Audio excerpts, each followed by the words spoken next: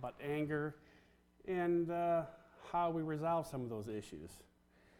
Proverbs 15:1 says, "A soft answer turns away wrath, but a harsh word stirs up anger." Proverbs 16:23 through 24 says, the heart of a wise teaches his mouth and adds learning to his lips. Pleasant words are like a honeycomb, sweetness to the soul and health to the bones. You know, if we all look back when we were younger, we don't always respond the right way.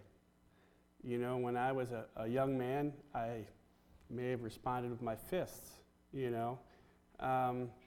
As we grow older, we use our mouths, you know, and we sometimes don't say the right things. You know, not giving a soft answer for me almost cost my marriage. You know, I wasn't a Christian when I got married. And, you know, through the course of time,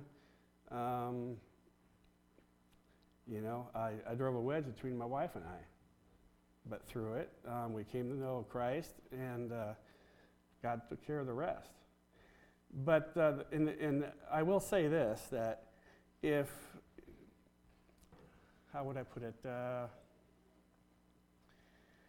If you don't get even, if you're a man or a woman who says, I don't get even, I get ahead, you probably need Jesus too. But anyways, the condition of the heart. In the natural way of looking at things, I can be about as warm and fuzzy as a porcupine. So I have to constantly stay prayed up and watch myself, you know, as far as my speech. It's an indicator of the condition of my heart. And anyway, we're going to talk a little bit more about that. Proverbs 15:28 says, "The heart of the righteous studies how to answer, but the mouth of wicked pours forth evil." So the question is, are you quick to answer? Do you think about what you're going to say to people, or you just let it all blurt out? I'm guilty of it sometimes. I let it all blurt out, unfortunately.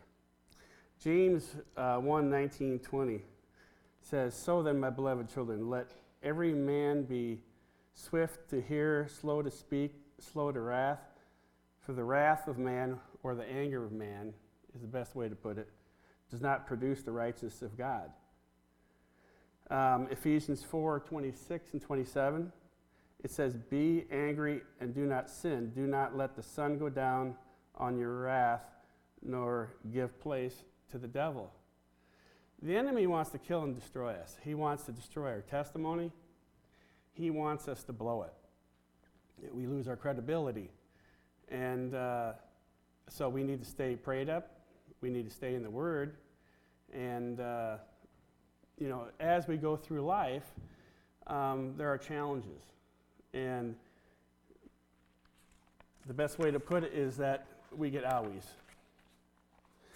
And there's many reasons we do not respond to people in the way that pleases God. And that's where I get the condition of the heart. And I want to just go over just a few things, and we can make a long list of things that have hurt you and me. But we're just going to discuss a few of them. One would be previous offenses. You know, people that have hurt us. And, you know, words are powerful. They can tear you down, they can build you up. And when somebody has offended you, you may have to pray for yourself or get prayer in dealing with that person in the future. Other things are financial losses, personal and business. My wife and I, we used to have a restaurant, and we lost it. We had to walk away from it because of a conflict. And it hit us financially because we had mortgaged our home. We had invested heavily into that restaurant, and we walked away from it, and it took us 15 years. In fact, we just recently paid off our house. We took out a loan against our house for the restaurant. But through it, you know, God can help you, teach you how to overcome it. For us, we refinanced, we trusted God, we made extra payments, and we recovered from it.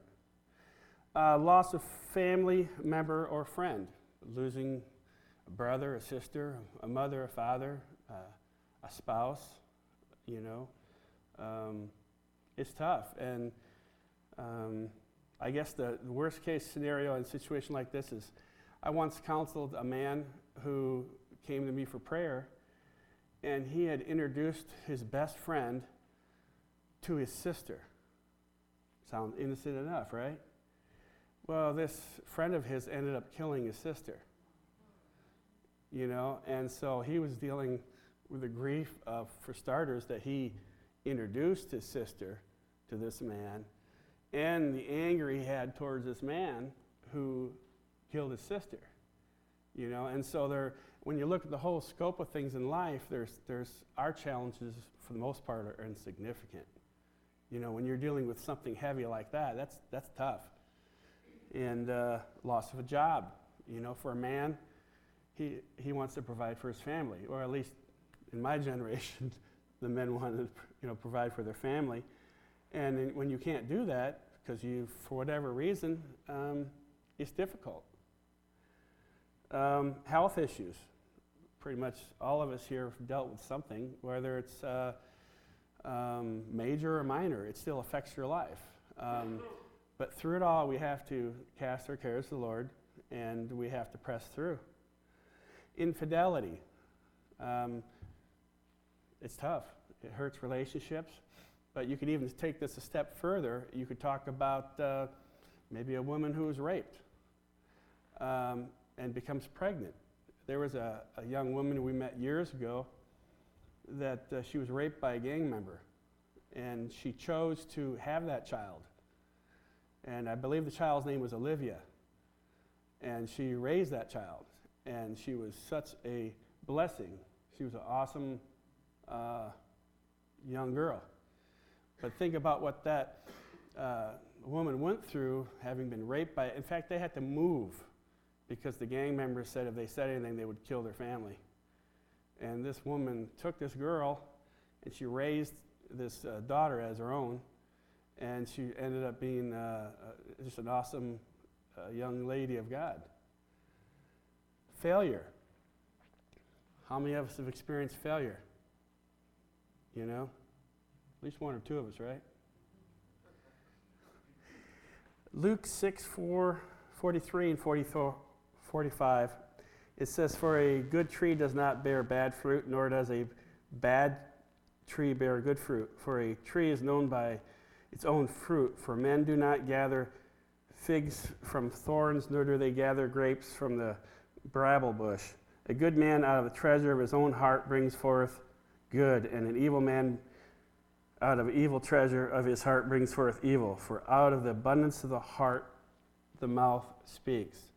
And that's the gist of it. What's in your heart, you know? And if we are saying stuff that's constantly negative or tearing people down, there's got to be a reason. You got to get to the source of it, find out what is causing that.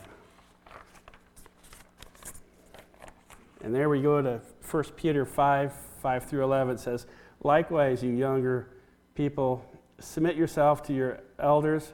Yes, all of you be submissive to one another and be clothed with humility. For God resists the proud but gives grace to the humble." So for starters, you come humbly to the Lord. "Therefore, humble yourselves under the mighty hand of God, that he may exalt you in due time, casting all of your care upon him, for he cares for you. Be sober, be vigilant, because your adversary, the devil, walks around like a roaring lion, seeking whom he may devour." And it goes on to say, "Resist him steadfast in the faith, knowing that the same sufferings are experienced by your brotherhood in the world.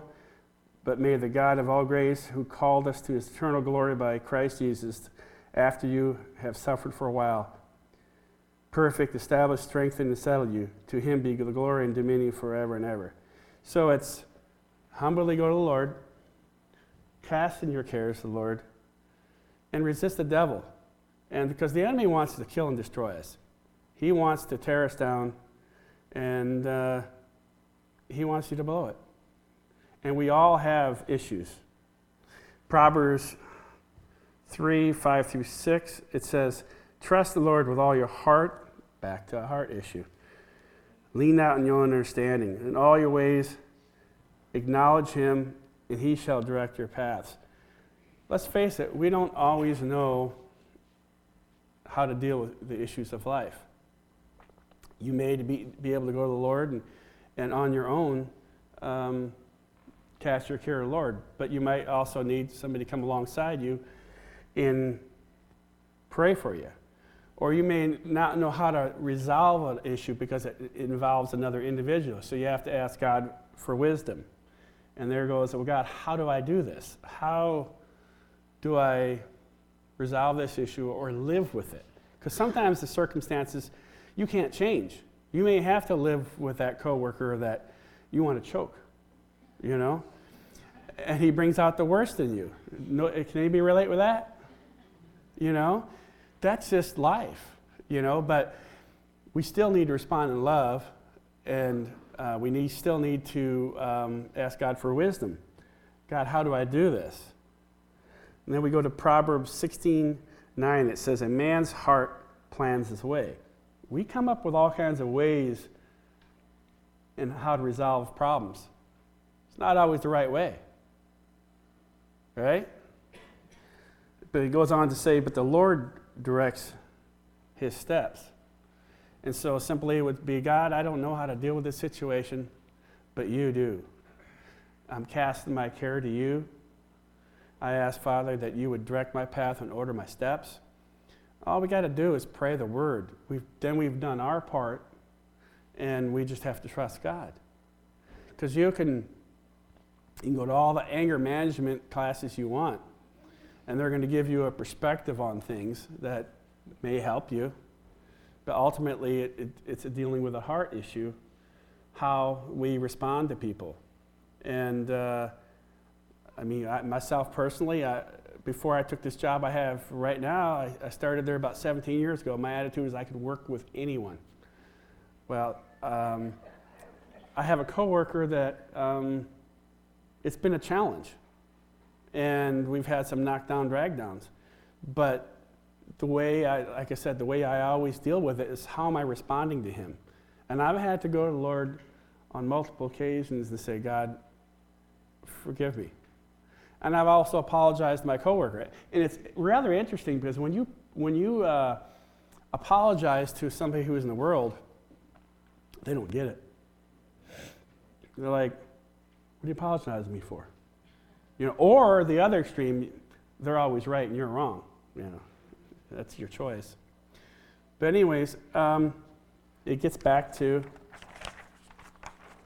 a soft answer turns away wrath, but a harsh word stirs up anger. And today, if you are carrying anger,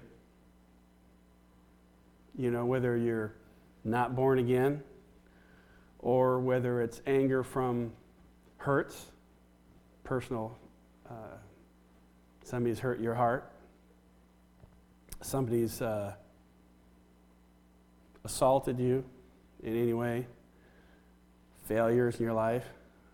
I just want to open it up today to offer an opportunity for you to come up and to cast that care, whatever that might be, to the Lord. And nothing is too insignificant for God. So if there's anybody here that wants prayer, just ask you to come forward. If there's something that you are holding on to, whatever it might be. You all doing good? Anybody else?